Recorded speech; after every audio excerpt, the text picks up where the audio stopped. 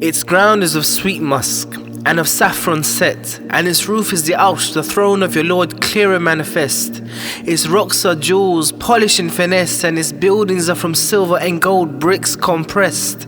Its fruits are sweeter than honey every time you try to digest. Every single bite instills your appetite that leaves your senses having to guess, and you're still not impressed. Then the rivers of wine, so sweet and sublime, pure and refreshed. The fruits there so refined, on the table you sit down and dine, your desires sensually prepped. Your thirst is served in silver, gold and goblets gleamed.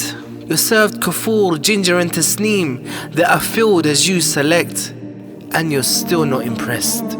And if you ask about its shade, it's covered by a horse razor galloping with rage for 100 years, and that's just one tree.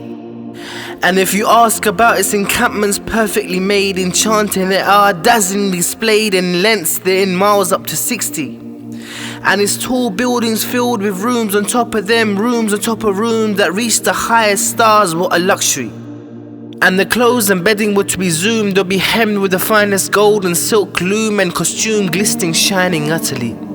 If you ask about how your faces will bloom, they'll be like the image of luminous moons, and your age will be at the peak of 33, and you're still not impressed. When you hear the hur singing, your hearts will swoon. Even greater are the voices of the prophets and the angels, whom are nothing to the words of your Lord, who deserves praises abundantly, and you're still not impressed. And of your brides and wives, pure and chaste, stunningly beautiful, for you they've been told to wait as you refrained from all worldly desires. And your worldly wife, the queen of the brides, should be only replaced with greater illumined enchanting grace, with beauty that never expires. But you're still not impressed. And in your heights of indulgence in the palace you stay, you're thinking already what could be greater than this very single day. You have everything you wanted, even more in array. As you're admiring your properties, your streams and displays, you hear a voice of a caller who calls and conveys. The blessed and majestic has requested a visit, so visit him, he says. As you're bewildered, you're thinking, what wrong did do this slave? But as you're in complete disarray, you humbly say, oh Lord, we're here and we obey. And everyone who has heard the caller meets in the valley without delay, and as your Lord will request his chair to be summoned straight away, and dazzling pulpits will emerge of gems, pearls, golds and light rays. On sheets of fine musk you'll sit and lay, and then when everyone's secure and progressions are underway, you'll hear, oh Ahlul Jannah, you have an appointment with your Lord that he wishes to reward you. The caller will say, what reward you think at your very own dismay? Hasn't my Lord made our faces bright than the sun's scorching glaze? Hasn't he made our deeds on the scales heavy as a witness in our ways? And aren't we free from the fire and the heat of the hell fiery blaze? Are you still not impressed? And when they're all rattled, confused and completely dazed, the light encompasses the whole of paradise and everything outlays. So they'll look up and behold, and as they gaze, they'll see their Lord, how compelling and majestic is he in everything he portrays.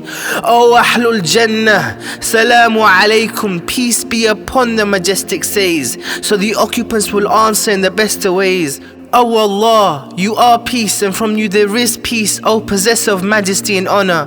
In His splendor and grace, your Lord will laugh and embrace and state, O Ahlul Jannah, where are those who used to obey me without ever having seen me?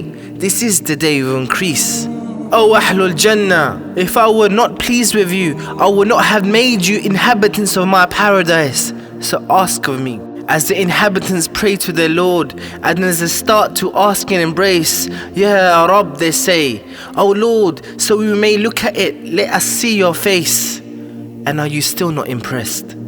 As your Lord uncovers his veil with his beauty, and out of sight he unravels his light, which if he willed would have burnt them straight alight. And on that day your Lord in all of his splendor and might will talk to each of his slaves regardless of their color, race and height. Did you not remember when you did this on that day, on that very single night? And the slave will say, yes. Will you not forgive me, O Lord of the heavens, exalted in all delights? And my Lord will say, you have not reached this position if it wasn't for my forgiveness. So how cool are the righteous eyes and sight, and how sweet are their ears when they hear him in the afterlife. To him we belong, and to him we will reunite. Are you still not impressed?